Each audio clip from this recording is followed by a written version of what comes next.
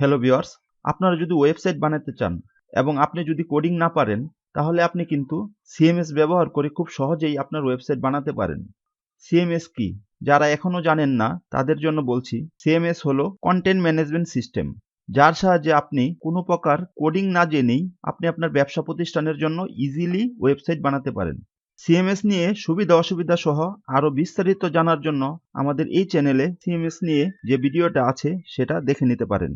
আমরা সেই ভিডিওটার লিংক এই ভিডিওর ডেসক্রিপশনে দিয়ে দিব।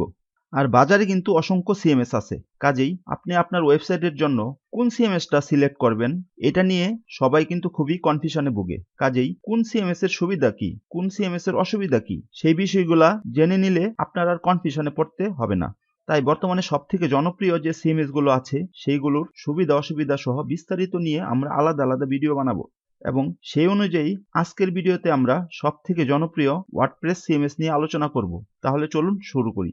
wordpress.org হলো বিশ্বের সবথেকে জনপ্রিয় সিএমএস সফটওয়্যার এবং পৃথিবীর সমস্ত ওয়েবসাইটের প্রায় 43% এই ওয়ার্ডপ্রেস দিয়ে বানানো। আমরা সাধারণত wordpress.org কে wordpress.com এর সাথে মিলিয়ে ফেলি।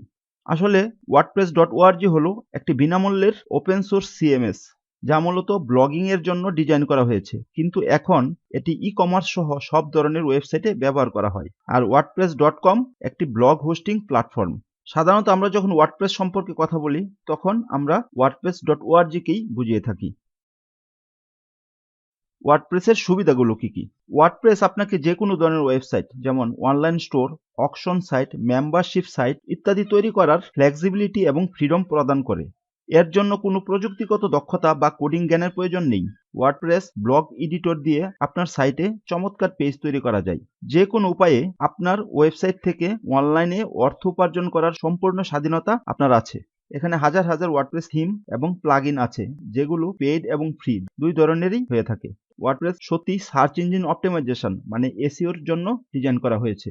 এটাতে আপনার পোস্টের জন্য এসইও বান্ধব ইউআরএল, ক্যাটাগরিজ এবং ট্যাগ তৈরি করা সহজ।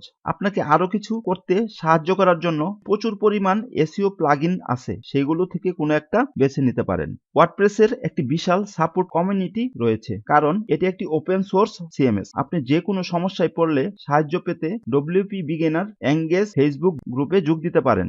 ওয়ার্ডপ্রেস প্রচুর এক্সটেন্সিবিলিটি অফার করে, যা এটিকে বিগিনার্স আর ডেভেলপার্স উভয়ের জন্যই একটি আদর্শ সিএমএস প্ল্যাটফর্ম করে তুলেছে। ওয়ার্ডপ্রেস আপনাকে এক্সএমএল ফরম্যাটে আপনার সমস্ত সামগ্রী ডাউনলোড করতে দেয়। যদি আপনি এটি করতে চান তাহলে ভবিষ্যতে এটি ভিন্ন সিস্টেমে যাওয়া সহজ করে তোলে।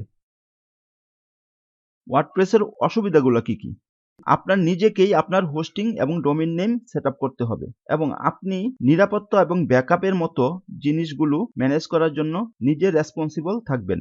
যেহেতু ওয়ার্ডপ্রেসে অনেকগুলো অপশন এবং এত ফ্লেক্সিবিলিটি অফার করে যে আপনি যখন শুরু করেছেন তখন কখনো কখনো কিছুটা বিব্রত বোধ করতে পারেন। এই কারণে অনেক নতুনরা ওয়ার্ডপ্রেসের জন্য drag and drop page builder plugin ব্যবহার করে থাকে। তাহলে আজকে এই পর্যন্তই ছিল। নেক্সট ভিডিওতে আবার দেখা হবে ইনশাল্লাহ। আর আশা করি ভিডিওটা ভালো লেগেছে। যদি ভালো লেগে থাকে তবে আমাদের চ্যানেলটা সাবস্ক্রাইব করবেন এবং বেল বাটনে ক্লিক করে আমাদের সাথেই থাকবেন। ধন্যবাদ।